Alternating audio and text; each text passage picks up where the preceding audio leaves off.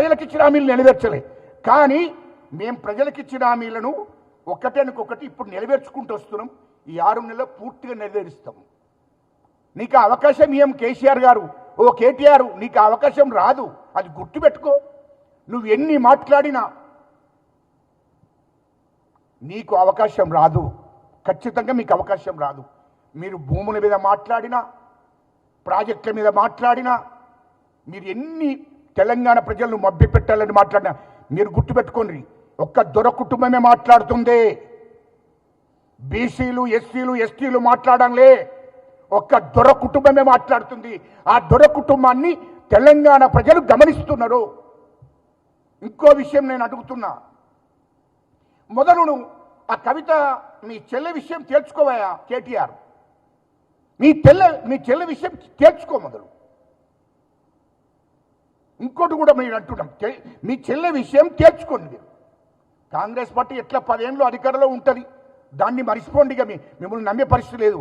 ఇప్పుడు కేసీఆర్ కానీ, కేటీఆర్ కానీ, హరీష్ రావు కానీ ఒక కవిత గురించి తేల్చుకోవా మీరు. ఎందుకు మీరంతా మీ ఇంట్లో బిడ్డనే, కేసీఆర్ బిడ్డనే కదా, ఇంకో పార్టీ పెట్టింది. కేసీఆర్ పార్టీ పెట్టుకున్నాడు తెలంగాణ పేరు మీద, ఇప్పుడు కవితో పార్టీ పెట్టుకుంది తెలంగాణ పేరు మీద. మీరే ఇట్లనే కదా పార్టీలన్నీ, మీరు తెలుసుకోండి మొదలు. ఆ కవిత గారు అంటున్నారు కదా, హరీష్ రావు గారు కాళేశ్వరం ప్రాజెక్టులో హరీష్ రావు మా కేసీఆర్ దోసుకున్నాడని చెప్తుంది. దాన్ని తెలుసుకోండి.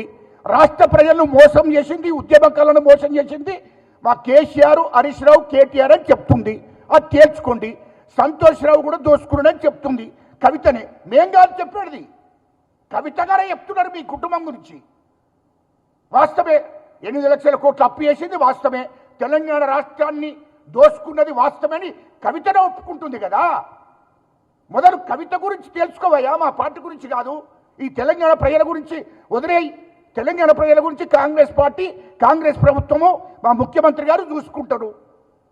మొదలు మీ ఆస్తి పంపకాలు.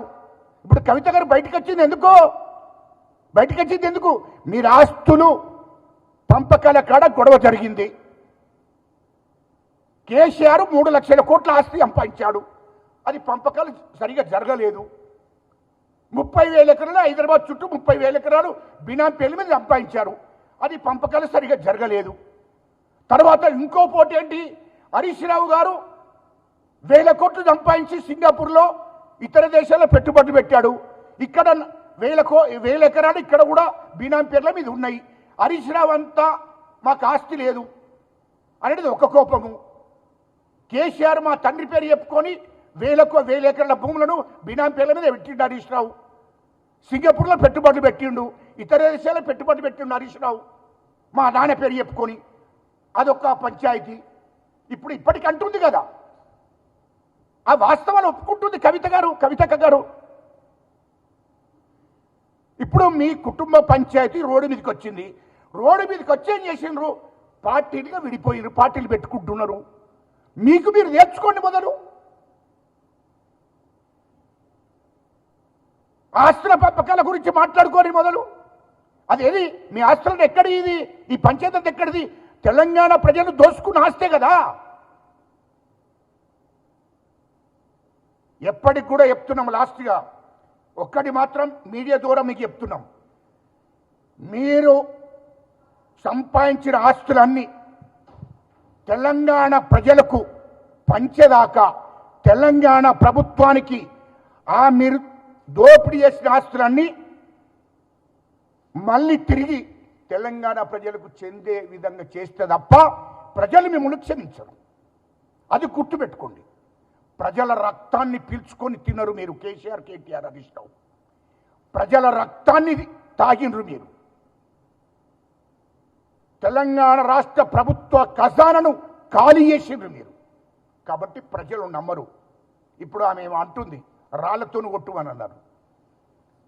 ఎప్పుడు మా కవితక్క గారు ఏదో ప్రెస్ మీట్ పెట్టి, ప్రెస్ మీట్లో విన్నా నేను ప్రజల కోసమే పనిచేస్తా, ప్రజలను మోసం చేస్తే రాళ్లతోను కొట్టుమన్నాడు. కేసీఆర్ ఏమన్నాడు తెలుసు నా అక్క కవితక్క, కేసీఆర్ గారు ఆ రోజు ఏమన్నాడు, నాకు పదవులు అద్దో, తెలంగాణ రాష్ట్రం అత్తే చాలు, నేను కావలి కుక్కలాగా ఉంటా, లేకుంటే తల నరుక్కుంటా. నరుక్కున్నాడా అమ్మ కేసీఆర్? కావలి కుక్కలాగా ఉన్నాడా అమ్మ? ఇప్పుడు నువ్వు రాళ్ళతో ఎవరు కొడతారమ్మా? అంటే మీరు మాటలు నేర్చుకున్నారమ్మా. మీ కుటుంబము ఒక దొరస అని మాటలు నేర్చుకొని తెలంగాణ ప్రజలను మభ్యపెట్టాలని చూస్తున్నారు. అది సాధ్యం కాదు. తెలంగాణ ప్రజలకు అన్ని విషయాలు తెలుసు. ఓ బీసీలు, ఎస్సీలు, ఎస్టీలు అందరు కలిసి ఓ పార్టీ పెట్టినట్టు ఓ అర్థం ఉంటుంది. ఎందుకంటే 180% వాళ్ళు ఉన్నారు కాబట్టి. మీరు 0.5 లేరు. మీ ఇంట్లో 2 పార్టీలు అడ్డాయి. రేపు పొద్దుగాల హరీష్ రావు పార్టీ పెట్టబోతాడు. రేపు పొద్దుగాల కేటీఆర్ ఒక పార్టీ బీఆర్ఎస్ ఉన్నది. ఇక మీరేనమ్మా కుటుంబం? మీరు రాష్ట్రం మొత్తం కొడితే 1,00,000 మంది ఉండరు. మీరు రాష్ట్రాన్ని శాసిస్తారంటే మరి మేము దళితులు 70 లక్షల మంది ఉంటారు రాష్ట్రంలో. బీసీలు 60% మంది ప్రజలు ఉంటారు. మరి ఎస్టీలు దాదాపు 30 లక్షల మంది ఎస్టీలు ఉంటారు. అంటే వీళ్ళందరికీ అధికారం వద్దు, కానీ మీకు అధికారం కావాలా రాష్ట్రంలో? ఇది తెలంగాణ ప్రజలందరూ కూడా చూస్తున్నారు. తెలంగాణ ప్రజలు ఆలోచించుకోవాల్సిన అవసరం ఉన్నది. ఇప్పుడు ఈ దొర కుటుంబాన్ని ఈ రాష్ట్రం నుంచి తరిమేస్తే తప్ప ఈ రాష్ట్రము బాగుపడే పరిస్థితి ఉండదు.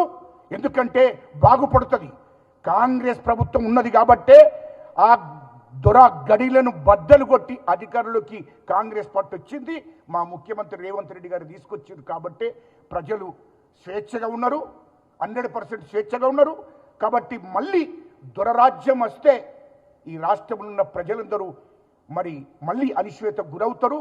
ప్రజలను మరి ఒక నిర్బంధంలోకి నెట్టవలసి వస్తుంది. కాబట్టి తెలంగాణ ప్రజలందరికీ కూడా తెలుసు, అలాంటి దొరరాజ్యం రాకుండా చూసుకోవాల్సిన అవసరము తెలంగాణ ప్రజల మీద ఉన్నది. ప్రజలకు కూడా తెలుసు ఈ రాష్ట్రంలో ఇక దొరరాజ్యం రాదు అని చెప్పి ఈ సందర్భంగా తెలియజేస్తున్నారు.